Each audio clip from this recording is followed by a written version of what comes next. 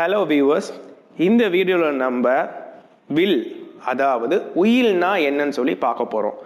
ஒரு உயில் யார் யார் எழுதலாம், யாருக்கெல்லாம் எழுதலாம், எப்படி அதை எழுதணும், சட்டப்பூர்வமாக என்னென்ன விஷயங்கள் அதில் இருக்கணும், முக்கியமாக கவனிக்க வேண்டிய விஷயங்கள் என்னன்னு சொல்லி இந்த வீடியோவில் நம்ம பார்க்க போகிறோம். வாங்க. இந்த உயில்னா என்ன?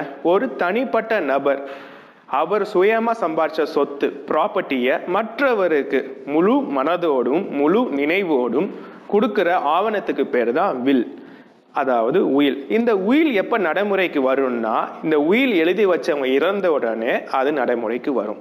எழுதி வைக்கிறாங்க பார்த்தீங்களா, அவங்க பேர் டெஸ்டேட்டார் அப்படின்னு சொல்லி சொல்லுவாங்க லீகலா. யாருக்கு இந்த உயில் போய் சேருதோ, ப்ராப்பர்ட்டிஸ் போய் சேருதோ, அவங்க பேர் பெனிஃபிஷரி அப்படின்னு சொல்லி சட்டத்தில் சொல்றாங்க. யாரெல்லாம் உயில் எழுதலான்னு சொல்லி பார்க்கலாம். உயில் எழுதுறதுக்கு முதல்ல அடிப்படையாக அவங்க மேஜராக இருக்கணும், 18 வயசு கம்ப்ளீட் ஆகிருக்கணும். ரெண்டாவது விஷயம், சுய நினைவோட இருக்கணும், சவுண்ட் மைண்டுன்னு லீகல்ல சொல்லுவாங்க. மூணாவது விஷயம், சுயமா சம்பாதிச்ச சொத்தா இருக்கணும்.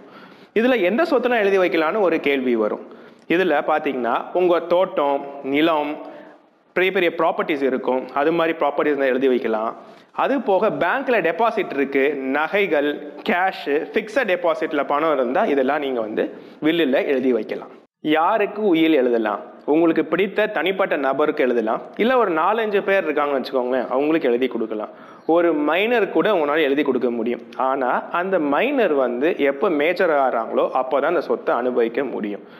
எனக்கு யாருக்குமே கொடுக்க விருப்பம் இல்லை சார் அப்படின்னாலும் கவலைப்பட வேண்டாம். ஒரு கோயிலுக்கு, இல்லை அநாத ஆஷ்ரம், ட்ரஸ்ட்டு, ஒரு இன்ஸ்டிடியூஷன், ஒரு ஆர்கனைசேஷன் சொல்லி உங்களுக்கு இதில் யாருக்கு வேணாலும் உங்களால் உங்கள் சொத்தை கொடுக்க முடியும். ஒரு உயில் எழுதும் போது நீங்கள் அதில் என்னென்ன விஷயங்களை கவனிக்கணும், தெரிஞ்சுக்கணும்னு சொல்லி பார்க்கலாம்.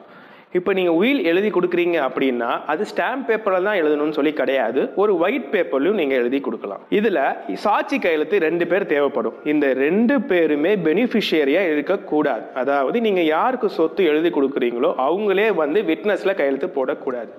அண்ட் முக்கியமாக நீங்கள் எல்லா பேஜ்லையும் கையெழுத்து போட்டிருக்கணும். இப்போ எல்லாத்துக்கும் ஒரு கேள்வி வரும், சார் வில்ல ரெஜிஸ்டர் பண்ணணுமா, ரெஜிஸ்டர் பண்ணாமல் இருக்கணுமா அப்படின்னு.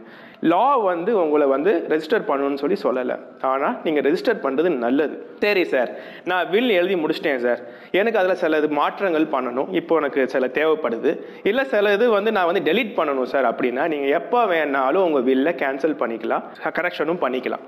சரி சார், எத்தனை வாட்டி பண்ணிக்கலாம் அப்படின்னா உங்களுக்கு அளவு கிடையாது, எத்தனை வாட்டி வேணாலும் நீங்கள் வில்லை மாற்றிக்கலாம். ஆனால் நீங்கள் எப்போ கடைசியாக ஒரு வில் எழுதுறீங்களோ அந்த வில்லு மட்டும்தான் செல்லுபடி ஆகும். அதனால நீங்கள் என்ன பண்ணணும்னா, கடைசியாக எப்போ ஒரு வில் எழுதுறீங்களோ இதுக்கு முன்னாடி இருக்கிற வில் செல்லாதுங்கிற ஒரு பாயிண்ட்டை அதில் நோட் பண்ணிட்டாலே போதும். வில்லிலே பவர்ஃபுல்லான வில் எந்த வில்னு சொல்லி பார்த்தீங்கன்னா, நீங்கள் கைப்பட எழுதுறீங்க பார்த்தீங்களா, அந்த வில்லு தான் பவர்ஃபுல்லான வில். இது லீகலில் ஹோலோகிராஃபிக் வில் அப்படின்னு சொல்லி சொல்லுவாங்க. நீங்கள் எப்படி உங்கள் வில்லை எழுத போறீங்கன்னு சொல்லிட்டு எனக்கு கீழே கமெண்ட் பண்ணுங்க. ஆனால் வில் கண்டிப்பாக எழுதுங்க. தேங்க்யூ.